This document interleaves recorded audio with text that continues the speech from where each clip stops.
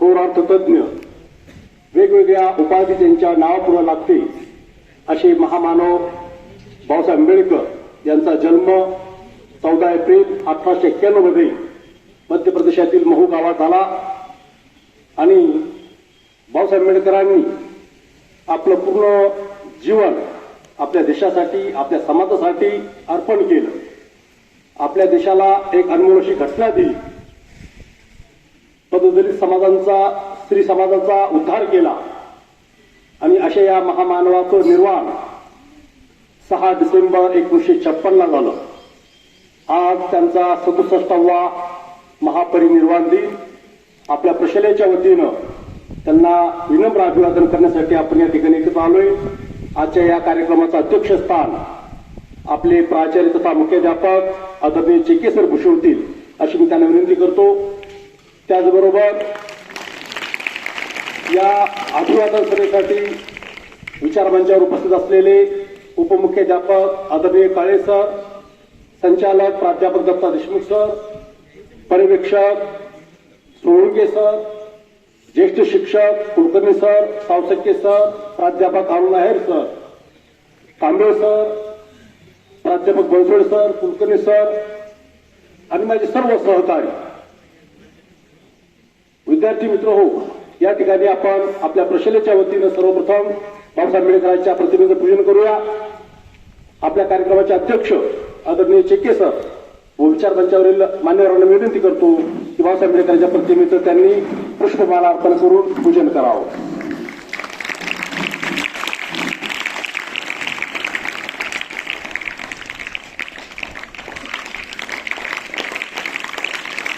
मोजू तरी कशी उंची तुझ्या कर्तृत्वाची, तू व्याख्या शिकवली जगाला माणसातल्या माणुसकीची. तुला तुझ्या कर्तृत्वाची उंची हिमालयाने तरी कशी मोजू. भीमा तुझ्या कर्तृत्वाची उंची हिमालयाने तरी कशी मोजू. भीमा तुझ्या ज्ञानाची खोली समुद्राच्या पाण्याने तरी कशी मोजू. भीमा जेव्हा या व्यवस्थेनं इथल्या निळ्याभोर आकाशात गरुड भरारी घेण्यास नाकारले तेव्हा आमच्या पंखामध्ये हत्तीचे बळ भरले तू आणि तेव्हापासून या निळ्याभोर आकाशाला गरसनी घालण्याचे बळ तमाम जनतेच्या पंखात आले. भीमा तुझ्या कर्तृत्वाने माणसाला माणूस पण आले. भीमा तू आमच्या जीवनाचा शिल्पकार झाला. भीमा तो आमचा हुंकार आहे, तो आमचा इल्गार आहे, तो आमचा उद्धार करता आहे. भीमा तो आमचा स्वर आहे, तो आमचा साज आहे, तो आमचा आवाज आहे. भीमा तो आमची अस्मिता आहे, तो आमचा इल्गार आहे, तो आमची पुकार आहे. भीमा तो आमचा अभिमान आहे. भीमा तू या घटनेचा, या देशाचा, आमच्या जीवनाचा शिल्पकार आहे. भीमा तुला आमच्या सर्वांच्या वतीनं कोटी कोटी वंदन, कोटी कोटी वंदन.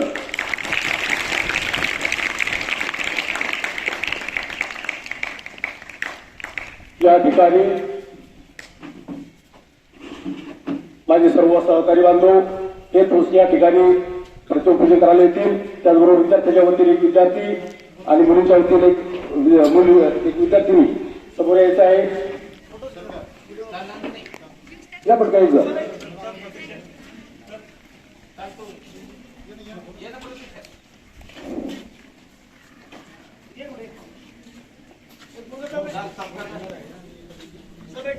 आमच्या महिला भगिनी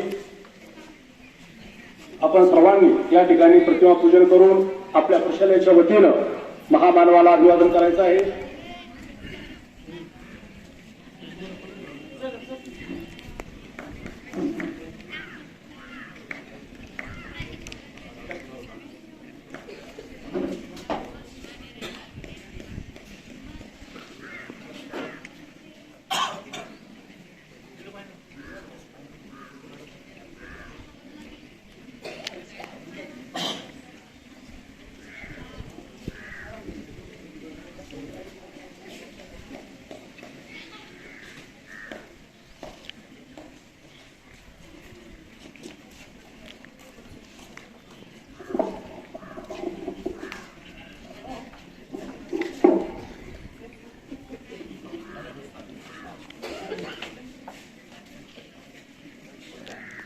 बाबासाहेब आंबेडकरांनी आपल्या संपूर्ण हयातीमध्ये मानवाच्या कल्याणासाठी, माणसाच्या हक्कासाठी, त्यांच्या अधिकारासाठी अमूल्य असं योगदान दिलेलं आहे.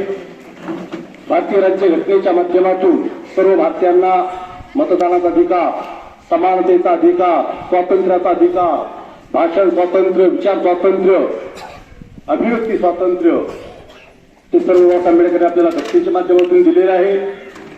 आज त्यांचा महापरिनिर्वाण दिन आपल्या प्रशालेतील सर्व शिक्षक, प्राध्यापक, शिक्षक भगिनी, विद्यार्थी या सर्वांच्या वतीनं बाबासाहेब आंबेडकरांच्या स्मृतींना आपण या ठिकाणी भावभीनी श्रद्धांजली, अभिवादन या ठिकाणी व्यक्त करत आहोत. विद्यार्थी मित्र हो, जसं थंडीची चाहूल लागली तर आपल्याला सूर्यप्रकाशाची तीव्रता, सूर्यप्रकाशाची ऊर्जा ही आपल्याला आवश्यक वाटते. तसं समाजामध्ये पठारावस्था आली त्यावेळेस अशा महापुरुषांच्या विचाराची गरज आपल्याला भासते. आणि म्हणून आपल्याला जसं सापाने कात टाकल्यानंतर साप परत नवीन चपळाईने गतिमान पद्धतीने जीवन जगतो, तसंच समाजाला सुद्धा नवचैतन्य यावं म्हणून अशा महामानवांच्या विचारांची उजळणी जयंती असो, पुण्यतिथी असो, त्यानिमित्तानं आपण केलं पाहिजे, जेणेकरून त्यांच्या विचाराचा प्रभाव आपल्यावर पडेल आणि त्यांनी दाखवलेल्या मार्गावर आपल्याला वाटचाल करता येईल. म्हणून आजच्या प्रसंगी डॉक्टर बाबासाहेब आंबेडकर यांचं जे महापरिनिर्वाण झालं त्यांच्या जीवन कार्याचा वेध घेण्यासाठी आपल्या सांस्कृतिक मंडळाचे अध्यक्ष माननीय बोरकर सर यांना विनंती करतो की त्यांनी डॉक्टर बाबासाहेब आंबेडकर यांच्या जीवन कार्यावर प्रकाश टाकावा.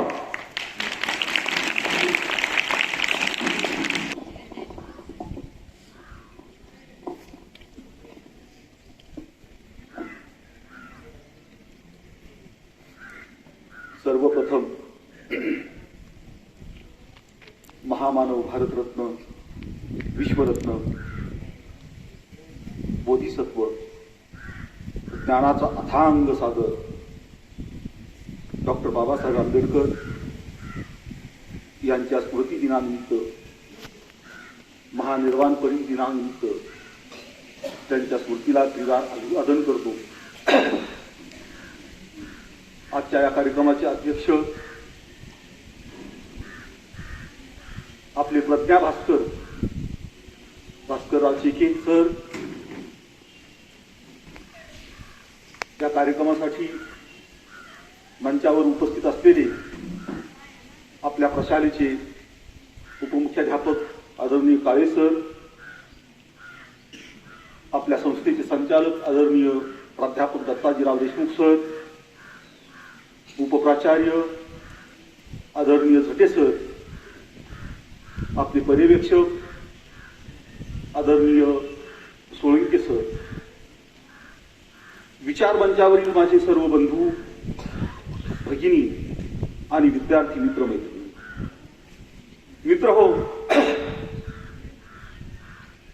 आज बाबासाहेबांचा 67वा महापरिनिर्वाण. आज या महापरिनिर्वाण दिनानिमित्त तो आपण उत्साहाने साजरा करतो असं तर म्हणता येणार नाही, कारण जयंती उत्साहाने साजरा केली जाते आणि स्मृती दिन असेल किंवा महापरिनिर्वाण दिन असतं कुठंतरी एक दुःख असतं, शोक असतो, शोकांतिका असतो. कारण अशी जी माणसं असतात समाजामध्ये होऊन गेलेली, ती स्वतःसाठी कधीच जगत नसतात, जगतात ही दुसऱ्यासाठी आणि मरतात ही दुसऱ्यासाठी. म्हणून ती कुठल्या एका जातीची नसतात, कुठल्या एका समाजाची नसतात, कुठल्या एका कुटुंबाची नसतात, तर ती अवघ्या मानव जाती. त्यातलेच एक भारतरत्न डॉक्टर बाबासाहेब आंबेडकर. बाबासाहेब आंबेडकरांनी आपल्या उण्यापुऱ्या 65 वर्षाच्या जीवनामध्ये, कारण त्यांचा जन्म 14 एप्रिल 1891 ला झाला होता आणि महापरिनिर्वाण 6 डिसेंबर 1956 ला झाला. या दोन्ही मधला केलं याचा धांडोळा घेत असताना आपल्या असं लक्षात येतं की जवळपास 30 वर्षे, आयुष्याची 30 वर्षे त्यांच्या शिक्षणामध्ये गेली. तसं तर आज तुम्हाला काय सांगावं, माझी घालमेल होते, कारण बाबासाहेब शब्दात बसणारं व्यक्तिमत्व नाही. बाबासाहेबांच्या व्यक्तिमत्वाचे अनेक असे पैलू आहेत आणि एका पैलूवर जर बोलायचं म्हणलं तर एक दिवस जरी बोललं आणि आयुष्य जरी घातलं तरी बोलता येण्यासारखं नाही, तो पैलू पूर्ण होण्यासारखा नाही. एवढं तत्वज्ञान, एवढी निष्ठा, एवढी पराकाष्ठा आणि एवढे श्रम त्यांच्या या पैलूमध्ये दडलेले आहे. तर मी प्रयत्न करतोय तुम्हाला झेपेल, तुम्हाला रुचेल, तुम्हाला पटेल असं बोलण्याचा. पोरींना हसू नका. ज्या महामानवाने आपल्यासाठी बलिदान दिलं, अहोरात्र कष्टाला, त्या महामानवाचे विचार ऐक जरा. त्या महामानवामुळे आज तू कॉलेजला दिसतेस, नाही तर तिकडं चूल आणि मूल सांभाळत बसले असते. लक्षात घ्या, माझ्या बोलण्यामध्ये कुणी व्यत्यय आणण्याचा प्रयत्न करू नका. मी अपमान करत असतो, तुम्हाला माहिती. ऐका, हसायची वेळ आली, हसण्यासारखं असेल तर जरूर हसा, परंतु विनाकारण गप्पा मारायच्या, खडे खेळायचे आणि हसायचं. एखादा बाबासाहेबांच्या जीवनावर जर प्रश्न विचारला तर सांगता येणार नाही. तर हा महामानव 65 वर्ष जगला. फक्त 30 वर्ष शिक्षणामध्ये गेले, 65 मधून 30 गेले, बाकी किती राहिले? 25 वर्ष. या 25 वर्षामध्ये या महामानवाने काय केलं? 35 वर्ष राहिले. 35 वर्षामध्ये या महामानवाने काय केलं? शिक्षण तर पूर्ण केलंच, परंतु सगळ्यात महत्वाची गोष्ट जी मनुस्मृती विषारी तत्वज्ञानाने भरलेली होती, जातीच्या उतरंडीवर आधारित होती. 4 वर्णामध्ये 4000 जाती निर्माण झालेल्या होत्या आणि त्या मनुस्मृतीच्या आधारे माणसाला माणूस म्हणून जगण्याची परवानगी नव्हती. अशी मनुस्मृती जाळली. कुठं जाळली? रायगडाच्या पायथ्याशी जाळली. रायगडाच्या पायथ्याशी जाळण्याचं प्रमुख कारण काय असावं? मुलांनो, कधी कधी आपण या महापुरुषांना जातीच्या कोंदणामध्ये घट्ट अडकून ठेवतो, आपल्याला माहिती नसतं. पण बाबासाहेबांनी मनुस्मृती त्या ठिकाणी का जाळली असेल तर शिवाजी महाराजांच्या राज्याभिषेकाचा बदला घेण्यासाठी त्या ठिकाणी मनुस्मृती जाळली. कारण याच चातुर्वर्ण व्यवस्थेने छत्रपती शिवाजी महाराज हे शूद्र आहेत, ते क्षत्रिय नाहीत, म्हणून त्यांचा राज्याभिषेक होऊ दिला नव्हता आणि त्याचा बदला घेण्यासाठी मनुस्मृती त्या ठिकाणी काढली. 14 तळ्याचं बंदिस्त केलेलं पाणी मुक्त केलं. जो राम सर्वांचा आहे, आपण रोज सकाळी उठलो की राम राम म्हणतो, त्या रामाला, त्या काळ्या रामाला नाशिकच्या मुक्त करण्याचं काम बाबासाहेबांनी केलं. भारताचं संविधान दिलं. 2 वर्ष 11 महिने 17 दिवस अखंड न झोपता, अखंड प्रयत्न करून, अखंड मेहनत करून हे संविधान दिलं. या संविधानाच्या जीवावर हे राष्ट्र चालते, लक्षात घ्या. तसं पाहिलं तर आपला देश आणि जगातले इतर देश यांची जर तुलना केली तर आपला देश म्हणून, आपलं राष्ट्र म्हणून कुठंच आपल्याला त्याच्या खानाखुणा सापडत नाही. कारण जाती, जगातले अनेक धर्म, सगळे धर्म या भारतामध्ये वसतात. अनेक बोल्या, अनेक प्रांत. राष्ट्रभाषाची जी राष्ट्राची जी व्याख्या आहे त्या व्याख्येमध्ये हा देश बसत नाही. इतर देशाचा जर अभ्यास केला तर त्या ठिकाणी 1-2 धर्माचे लोक सापडतात किंवा एकाच धर्माचे लोक सापडतात. जातीभेद आढळत नाही. फार झालं तर काळे गोरे हे दिसून येतात आणि म्हणून त्यांच्यामध्ये एकता असते. आणि आपल्यामध्ये ही एकता कुठंच दिसत नसताना सुद्धा आपण एकात्मा आहोत, अखंड आहोत, एक संघ आहोत. त्याचं कारण बाबासाहेबांचं संविधान आहे. या संविधानाच्या जोरावरच तुम्ही दिसतात मुलांनो या ठिकाणी, मुली दिसतात या ठिकाणी, या शिक्षिका या ठिकाणी दिसतात. त्या फक्त संविधानाच्या आधारे या ठिकाणी दिसतात. जर संविधान नसतं तर आपल्याला शिक्षणाचा अधिकार नव्हता, आपल्याला पुस्तकं वाचण्याचा अधिकार नव्हता. तो अधिकार मिळवून दिला बाबासाहेबांनी. या बाबासाहेबांचं एवढं उत्तुंग कार्य आपण विचारात घेत असताना त्याची पार्श्वभूमी आपण लक्षात घेतली पाहिजे. ज्यावेळेस नदीतल्या गोट्यांना, गोठ्यातल्या शेणाला आणि बाबासाहेबांनी पाहिलं, त्यांचे जे वडील होते रामजी बाबा, फार मोठी त्यांना वाचनाची आवड. रामजी बाबा हे कबीरपंथी होते आणि म्हणून कबीराच्या विचाराचा फार मोठा प्रभाव त्यांच्यावर होता. माझ्या मुलानेही शिकलं पाहिजे, मोठं झालं पाहिजे, याच्यासाठी रामजी बाबाची तळमळ होती. एक बाप मुलासाठी काय करू शकतो मुलांनो हे तुम्हाला मी सांगतो. तळमळ होती. रामजी बाबांनी बाबासाहेबांना भीमाला शाळेमध्ये घातलं, परंतु शाळेमध्ये अस्पृश्यता. वर्गाच्या बाहेर भीमाला बसावं लागायचं. बऱ्याचशा वेळेस भीमाचं काही चुकलं तर छेडी, त्यावेळेस छेडी लागे, छम छम विद्या येई, घम घम, अशा प्रकारचं एक शिक्षकांचं आणि मुलाचं नातं होतं. परंतु शिक्षक बाबासाहेबांना छेडी मारायला सुद्धा घाबरायचे, कारण छेडी मारली तर बाबासाहेबांचा स्पर्श होईल, मी वाटेल म्हणजे सगळेच वाटतील, आणि म्हणून छेडीने सुद्धा मारत नसायचे, खडे फेकून शिक्षक बाबासाहेबांना मारायचे. बाबासाहेब वर्गाच्या बाहेर राहून शिकले. एकदा शाळेमध्ये काय झालं, गणिताच्या सरांनी गणित दिलं, गणित कोणालाच येत नव्हतं. कोण समजावून सांगेल गणित बोर्डावर, कोणत्याही मुलाला ते गणित आलं नाही. बाबासाहेब म्हणाले मी सांगतो समजावून, आणि बाबासाहेब उठले, खडू हातामध्ये घेतला आणि फळ्याच्या जवळ जसे जसे चालले तसे वर्गातली मुलं ओरडली, गुरुजी. त्यावेळेस गुरुजी म्हणायचे, सर म्हणत नव्हते, गुरुजी. हा त्या फळ्याला जर शिवला तर बरं होणार नाही, कारण त्या बोर्डाच्या पाठीमागं, फळ्याच्या पाठीमागं आमचे डबे ठेवलेले आहेत, याचा स्पर्श त्या बोर्डाला होईल, बोर्डाचा स्पर्श डब्यांना होईल, आणि असे बाटलेले डबे, बाटलेली भाकरी आम्हाला खावी लागेल, हे चालणार नाही. बाबासाहेबांना गणित येत होतं, परंतु बोर्डावर सोडवता आलं नाही, आणि ज्याला येत नव्हतं त्यांना बोर्डापर्यंत जाता आलं नाही. असे बाबासाहेब पुस्तकाचे अतिशय व्यासनी. त्यांना जीवनामध्ये पुस्तकं वाचल्याशिवाय करमत नसायचं. त्यांच्यावर संस्कार तसे झालेले होते, कारण त्यांच्या बापाने त्यांच्यावर संस्कार केले असते. हे पहा मुलांना, आपण पाहतो कधी कधी लहान मुलगा तुम्ही पाहिला असेल, आई त्याला कुठे घेते, आपल्या कडेवर घेते. कडेवर का घेते, कारण ती जे पाहते ते त्या मुलाला दिसलं पाहिजे. परंतु बाप असा असतो, बाप सरासरी कडेवर घेत नाही, रस्त्याने चालताना मुलाला खांद्यावर घेतो. खांद्यावर का घेतो, कारण त्याला असं वाटतं की जेवढं मी पाहतो त्याच्याही पुढची दृष्टी माझ्या मुलाची निर्माण झाली पाहिजे, त्याच्याही पुढचं त्याला पाहता आलं पाहिजे, म्हणून बाप मुलाला खांद्यावर घेतो. बाप हा बाप असतो. रामजी बाबा सुद्धा असाच बाप होता, असाच बाप. बाबासाहेबांना वाचनाची आवड निर्माण झाली. किती मोठी संकट, वर्गामध्ये बसता येत नव्हतं, बाहेर बसून शिक्षण घेतलं. बाहेर पाणी पिण्याचा माठ पृथ्वीपासून एखादा ग्रह जेवढा लांब आहे तेवढा लांब वाटायचा त्यांना, कारण त्या माठाजवळ जाऊन पाणी प्यायचा अधिकार सुद्धा या संस्कृतीने दिलेला होता. असे बाबासाहेब, वाचनाचा फार मोठा छंद. मग आता काय करायचं, पुस्तकं तर मिळत नाही, कोणी देत नाही, म्हणून रामजी बाबा त्यांना आपल्या पेन्शन मधून, सुभेदार, माजी सुभेदार होते ते, थोडीशी तुटकीशी पेन्शन मिळत होती, त्यातून बाबासाहेबांना पुस्तकं आणून द्यायची. एकदा काय झालं, महिन्याला 5-6 दिवस संपायला बाकी होते, पुस्तकं वाचून सगळे संपले होते. बाबासाहेब रोज एक पुस्तक वाचायचा.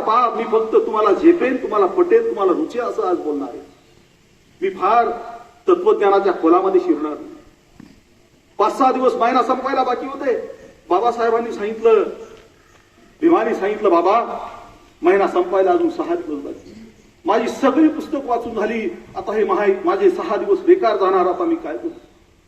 तेव्हा बाप काय करतो, बाप रामजी बाबा आपल्या एका लेकीच्या गावी गेले, जवळच असणार का. नेमकं तिचं 1 वर्षापूर्वी लग्न झालेलं होतं. बाबांनी तिला सांगितलं, बेटा तुला लग्नामध्ये काही थोडेफार छोटे मोठे मी दागिने करून दे, अगं त्याच्यातला एखादा दागिना दे, त्याच्यातलं एखादं किडूक मिडूक दे. विमाला वाचनाची फार मोठी आवड आहे, तो वाचून खूप मोठा होणार आहे, त्याच्यासाठी एक दागिना दे. तो दागिना मी एक सावकाराकडे गहाण ठेवतो, त्याची पुस्तकं घेतो आणि भीमाला वाचायला. असा तळमळीचा बाप.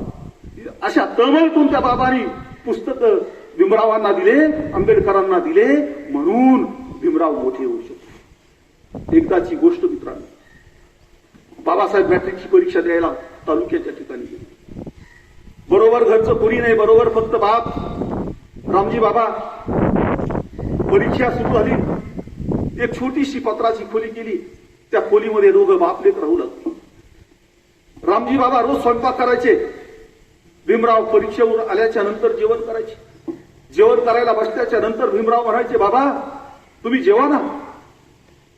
रामजी बाबा म्हणायचे, भीमराव तुम्ही जेवा, तू जेवू असं नाही, तुम्ही जेवा. संस्कार काय असतात, शब्दामध्ये संस्कार दडलेले असतात, ते शब्द आपल्याला कळले पाहिजे.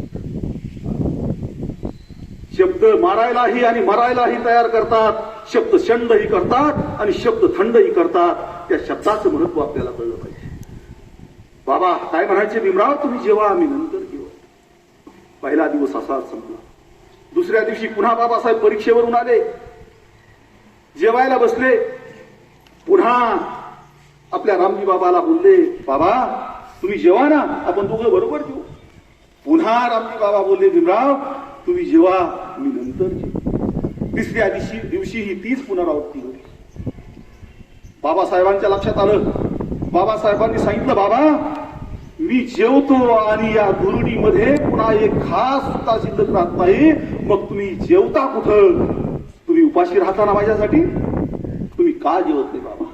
तुम्ही उपाशी राहता, तुमचं पोट कसं भरतं? तेव्हा रामजी बाबांनी सांगितलं, भीमराव माझं या भाकरीनी कधीच पोट भरणार नाही. माझं तेव्हाच पोट भरेल जेव्हा तुम्ही शिकून खूप मोठे व्हा, तेव्हाच पोट भरेल. असा हा बाप आपल्या पोराला मोठं करणारा. बाप असावा तर रामजी बाबासारखा असावा, पोरगा असावा तर भीमरावासारखा असावा, आणि पत्नी असावी तर रमाईसारखी असावी. मित्रांनो, याच्यातून आपल्याला हा संदेश घ्यायचा. बाप कसा? तुम्हाला एक दिवस बाप व्हायचोय सगळ्यांना, तुम्हाला एक दिवस आई व्हायचोय सगळ्यांना. आपण कसं असलं पाहिजे? पोरासाठी, लेकरासाठी काय केलं पाहिजे? पत्नी असावी रमाईसारखी, रमाईसारखी. पहा, एकदा बाबासाहेब आंबेडकरांना 5 अपत्ये होती, 4 मुलं आणि 1 मुलगी. त्यापैकी फक्त यशवंत नावाचं एक अपत्य त्यांचं जगलं. बाकी सगळी अपत्ये 2-2 वर्षाच्या झाल्याच्या नंतर आसपास हे लोक सोडून निघून गेले. आजारी पडल्याच्या नंतर रमाईनं त्यांना दवाखान्यात नेलं. डॉक्टरांनी सांगितलं, याला फार ताप आलेला आहे, याला चांगली ट्रीटमेंट दिली पाहिजे, चांगले उपचार याला भेटले पाहिजे, तर हा जगल, नाही तर हा जगू शकणार नाही, पैसा लागेल. रमाईजवळ पैसे नव्हते. रमाईने बाबासाहेबांना पत्र लिहिलं, प्रिय बाबासाहेब, सप्रेम नमस्कार, तुमची रामू. बाबासाहेब रमाईला रामू म्हणायची. तुमची रामू. आपला गंगाधर फार आजारी पडला, त्याला चांगल्या उपचाराची गरज आहे. डॉक्टरांनी सांगितलं चांगले उपचार नाही भेटले तर हा जास्त दिवस जगू शकणार नाही, म्हणून याच्या उपचारासाठी काहीतरी पैसे पाठवा. मित्र, तुम्हाला सांगतो, हे पत्र बाबासाहेबांनी पाहिलं आणि ढसा बाबासाहेब रडले. कारण एका बापाचं कर्तव्य करण्यासाठी त्यांच्या वडिलांनी त्यांचं कर्तव्य केलं होतं, परंतु बाबासाहेब एक बाप असून सुद्धा बापाचं कर्तव्य करण्यासाठी त्यांच्याजवळ फुटकी कवडी नव्हती. बाबासाहेबांनी परत रमाबाईला लिहिलं, रमाईला लिहिलं.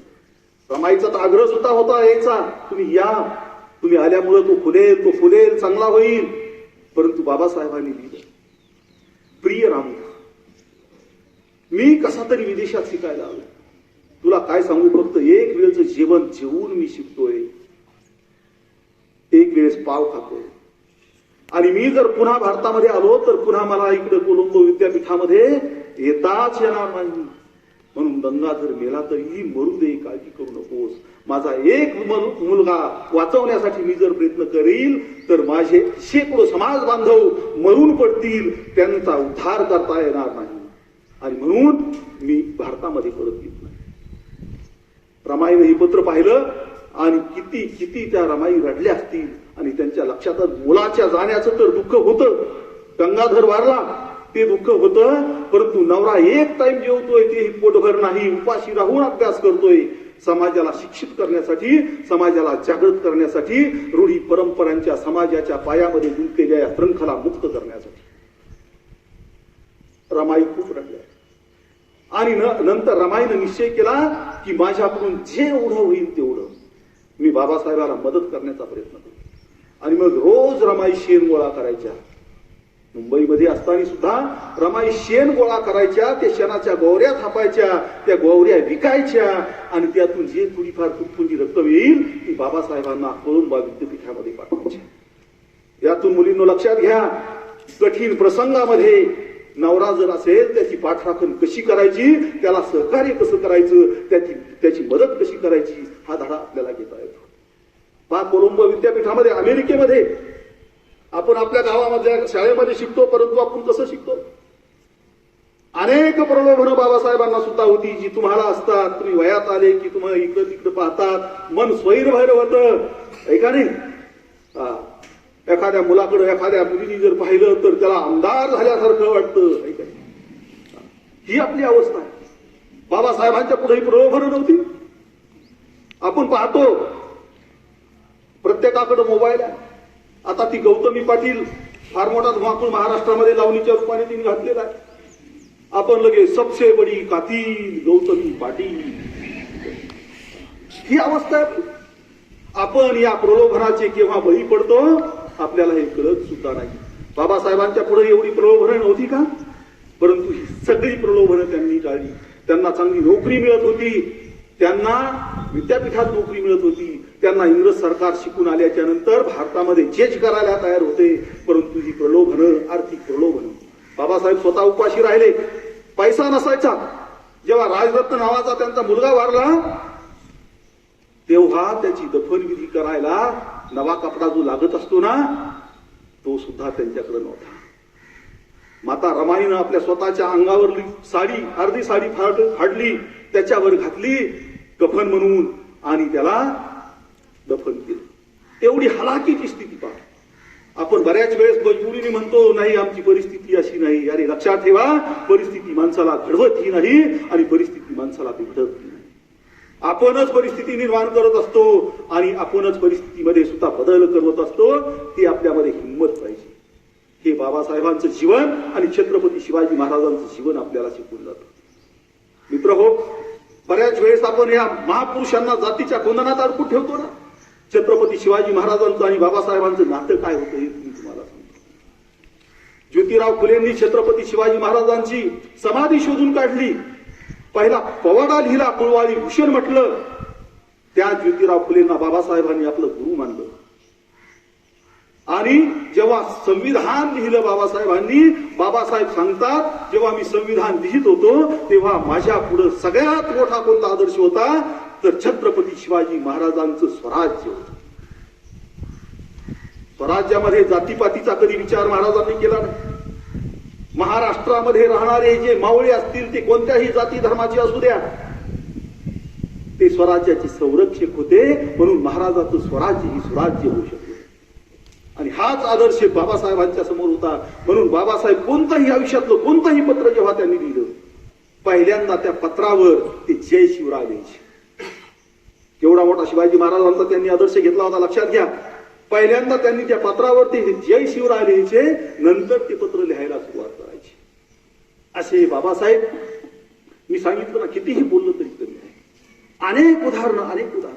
अरे आपल्याला संचार स्वातंत्र्य आहे, बोलण्याचं स्वातंत्र्य आहे, हे कोणामुळे? बाबासाहेबांमुळे. शिक्षणाचं स्वातंत्र्य, समता, स्वातंत्र्य, बंधुभाव, प्रज्ञाशील करुणा, ही मूल्ये त्यांनी आपल्यामध्ये रुजवली. बाहेरच्या देशामध्ये असं नाही. चीनमध्ये जाऊन पहा, दुसऱ्या देशामध्ये जाऊन पहा, महिलांना आपल्या इथं भारत स्वतंत्र झाल्यापासून अधिकार आहे मतदानाचा. अमेरिकेसारखा एवढा मोठा लोकशाही प्रधान देश 1968 पासून महिलांना तिथं अधिकार भेटला. बाबासाहेब किती पुढचे होते लक्षात घ्या. मी सांगितलं बऱ्याचशा गोष्टी मी जर आतमध्ये शिरत गेलो तर तुमच्या डोक्यावरून जाणाऱ्या म्हणून तुम्हाला पेलतील अशा काही घटना मी सांगतो. मित्र हो, एकदा चीनचं कुत्र आपल्या देशामध्ये आलं. चीनचं कुत्र आपल्या देशामध्ये आलं. चांगलं गप्पूची गप्पू कुत्र. आपल्या देशातली कुत्रे भोकायला लागली, 10-5 कुत्रे, परंतु सगळे मरतुकडे. आणि ते चांगलं वाघासारखं दिसणारं कुत्र. मग थोडा वेळ भोकले, त्यांनी गोंडा घोळला. गोंडा घोळल्याच्या नंतर तुम्हाला माहिती असतं काय, ते कुत्र्यांनी शरणागती पत्करली.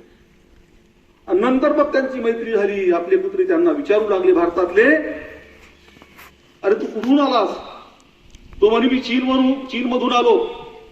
कसं काय तिकडचं वातावरण? तेव्हा त्या कुत्र्याने सांगितलं, काय सांगावं, काय झाडी, काय डोंगर, काय हाटील, समज ओके मध्ये आहे. त्या कुत्र्याने सांगितलं,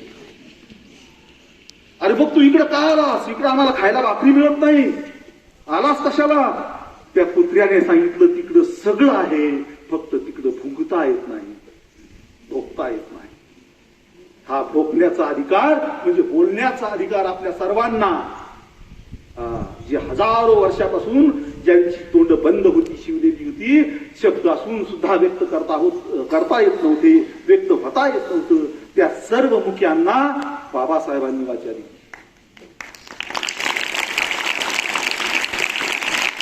म्हणून कुणीही बोलतो हे बोलण्याचं स्वातंत्र्य बाबासाहेबांनी दिलं. त्यांचे उपकार आपण कधी विसरलं नाही पाहिजे. मित्र हो, लक्षात ठेवा, कधी जय भीम म्हणायला आणि कधी शिवराय म्हणायला लाजायचं नाही. शिवाजी महाराज आणि बाबासाहेब एका जाती धर्माचे नव्हते, लक्षात घ्या. कधीच लाजायचं नाही. कारण जय भीम म्हणणं, जय शिवराय म्हणणं हा या महापुरुषांच्या प्रती व्यक्त केलेला आदर आहे, लक्षात घ्या. बाबासाहेब म्हणजे या दुष्ट रूढी परंपरावर घातलेली एक भीमाची गदा होती, प्रख्यात म्हणतात.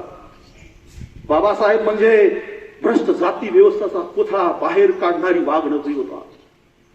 बाबासाहेब म्हणजे या ज्या अंधश्रद्धेची गर्त आहे ती गर्त फाडून टाकणारं एक सुदर्शन चक्र होतं. हे मी म्हणत नाही, कोण म्हणतं? प्रख्यात म्हणतात. आणि म्हणून बाबासाहेबांचे विचार आपण लक्षात घेतले पाहिजे, त्यांनी प्रेरित झालं पाहिजे आणि उठलं पाहिजे. सतत काम करण्याची प्रेरणा त्यांच्याकडून घेतली पाहिजे. बाबासाहेबांचं जीवन हे सुद्धा सांगतं. एकदा बाबासाहेब सुटापुटामध्ये बसले. बाबासाहेब का कसे राहत होते त्यांच्या फोटोकडे पहा तुम्ही.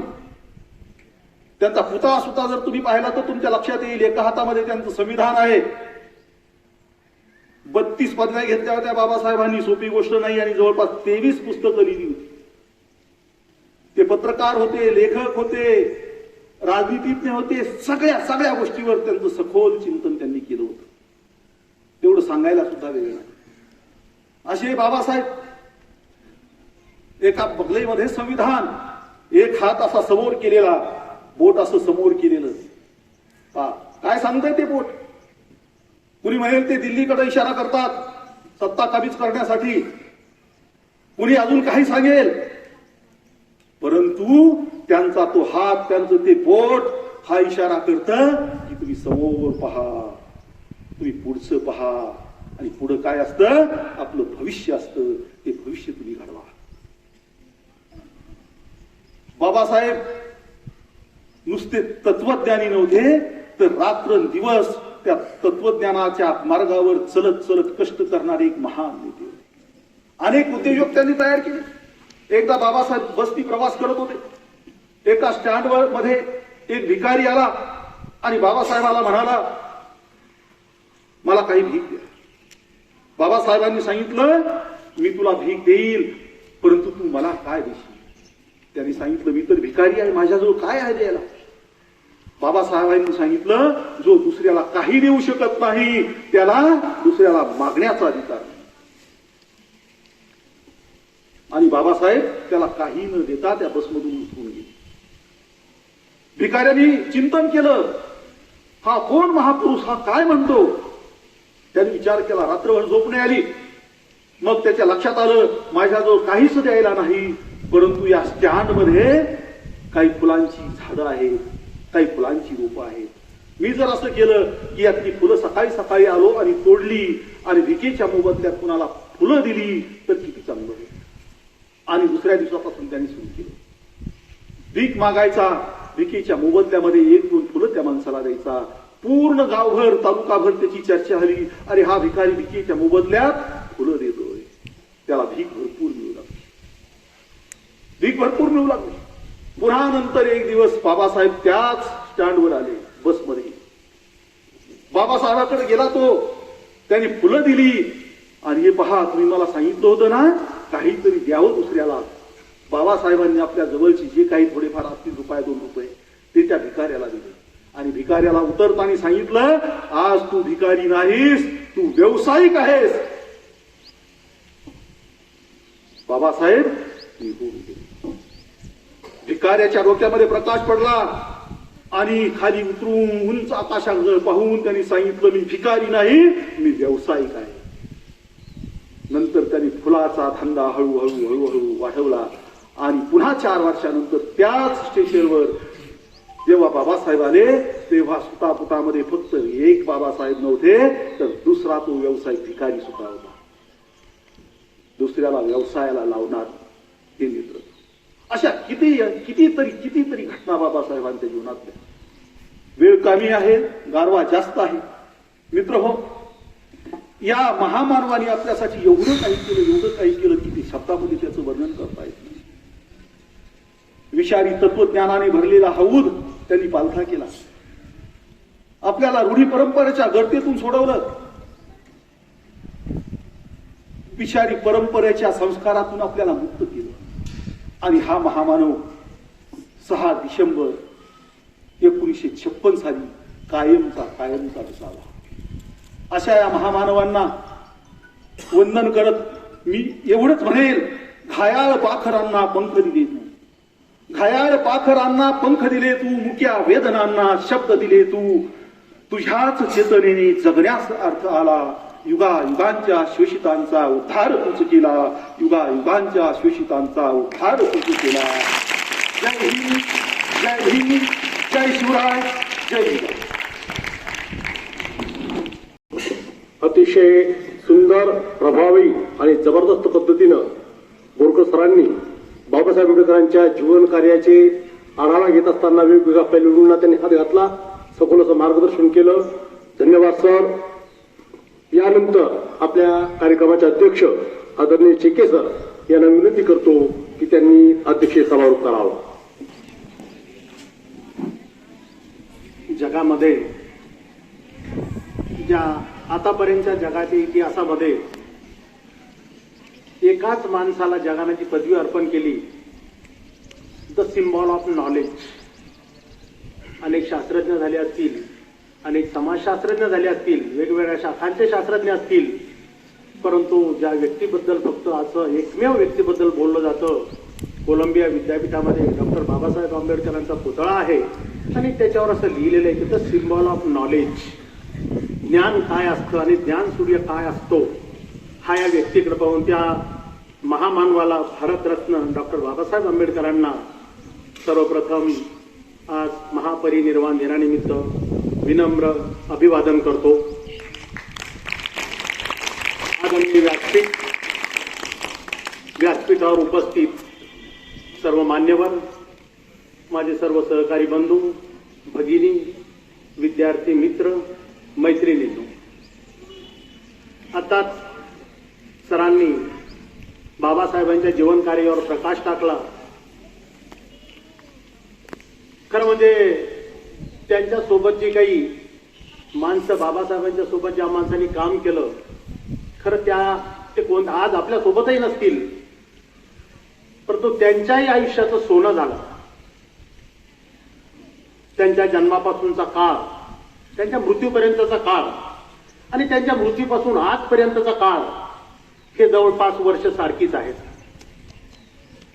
आणि मग एवढे दिवस झाल्यानंतर आपण आपल्या समाजानं, आपल्या देशानं एक सिंहावलोकन करायचं असतं की इतक्या दिवसामध्ये आम्ही जे काही मूल्य रुजवली, मित्र हो, ती पिढी, तो संघर्ष, ते दिवस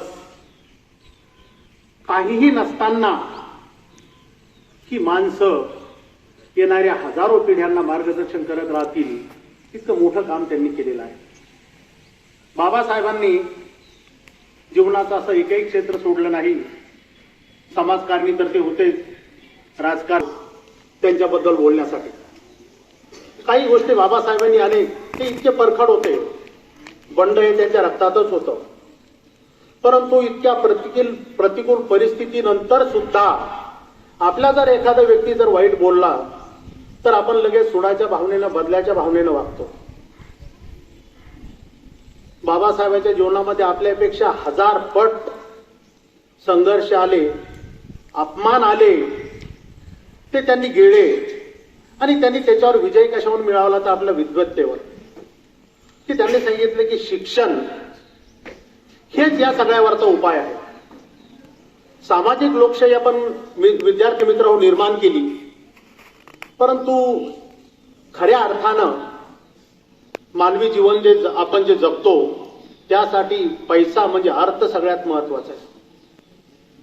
आणि बाबासाहेबांना इच्छित होतं की आपण काही दिवसानंतर, 50 वर्षानंतर या देशामध्ये कमीत कमी स्वातंत्र्य मिळाल्यानंतर आर्थिक लोकशाही निर्माण होईल. म्हणजे समाजामध्ये जे काही श्रम, जो पैसा, जी संपत्ती निर्माण होते, त्या संपत्तीचं वाटप हे शेवटच्या थरापर्यंत जायला पाहिजे. आणि त्यासाठी हे शिक्षण, सगळ्यात जास्त जोर बाबासाहेबांचा शिक्षणावर होता. त्यांनी स्वतः ते केलं आणि नंतर त्यांची अपेक्षा अशी होती की सगळ्या समाजाने शिकावं. त्यांनी तशा सगळ्या तरतुदी करून ठेवल्या. आपण फार भाग्यवान, सरांनी अगोदरच सांगितलेलं होतं. परंतु आज शिकलेली पिढी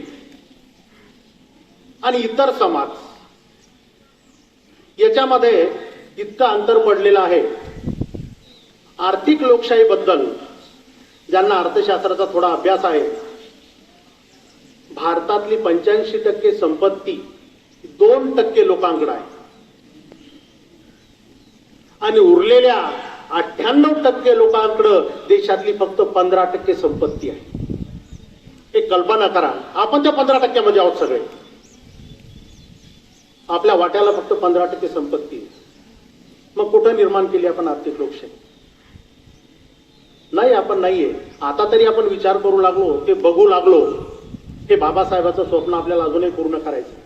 म्हणून त्यांचं सगळ्यात पहिलं मत की अगोदर शिक्षण, नंतर अर्थार्जन आणि नंतर त्याचं म्हणणं होतं की जे चांगल्या स्थितीत आले त्यांनी इतरांना मदत करायची. परंतु आज जर समाजामध्ये आपण पाहिलं, शिक्षण घेतलं, नोकऱ्या लावल्या, बऱ्याच जणांना आरक्षणाचा फायदाही झाला आणि नंतर काय झालं, ही पिढी हळूहळू शहरात गेली आणि शहरात गेल्यानंतर त्यांनी आपलं स्वतःचं घर बांधलं, त्यांचा बंगला, गाडी काय जे असेल ते झालं आणि त्याच्यानंतर मग त्यांचं ज्या समाजातून ते आले, ज्या भागातून ते आले, ज्या खेड्यातून ते आले, त्या वस्तीतून ते आले, त्या लोकांपर्यंत मात्र ते पोहोचले नाही.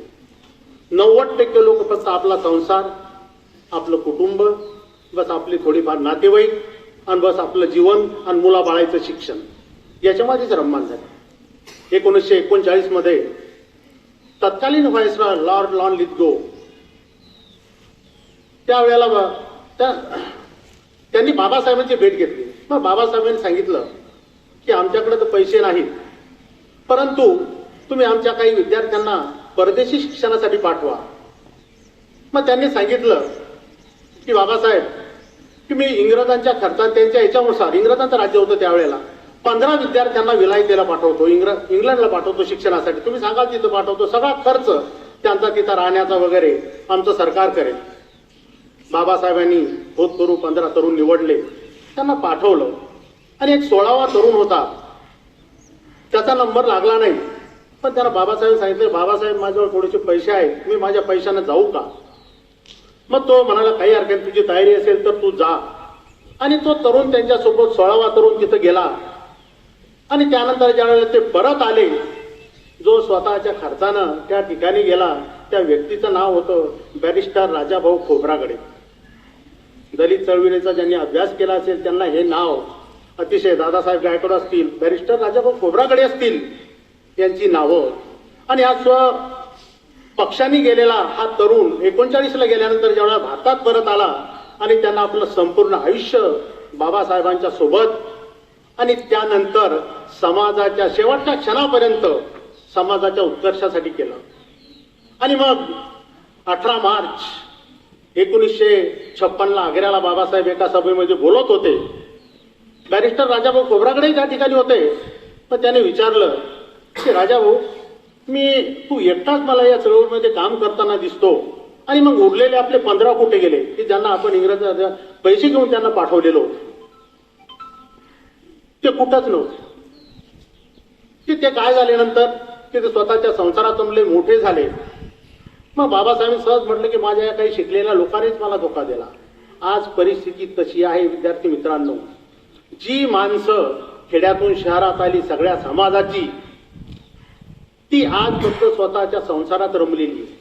त्यांना इतर समाजाची फारसं देणं घेणं राहिलेलं नाही. की कुंज समझ गया हूं. एक शायर के अंदाज पेश करता हूं बाबा साहब के बारे में. एक शायर कहता है, बाबा साहब तेरी कलम के बल पर राज करते हम, और आज जो राज चल रहा है, संविधान भी चल रहा है। बाबा साहब, तेरी कलम के बल पर राज करते हम, तेरी करनी पर नाच करते हम। बदलेगा वक्त, बदलेगा जमाना। जय भीम का जय घोष करते हम, जय भीम का जय घोष करते हम। सभी को जय भीम, जय शिवराज।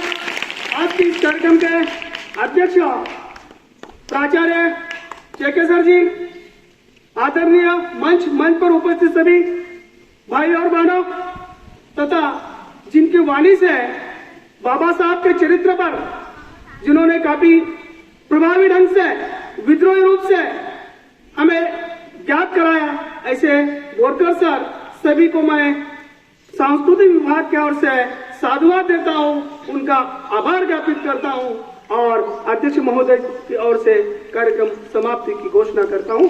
जय भीम, जय शिवराय। जय भीम, जय शिवराय।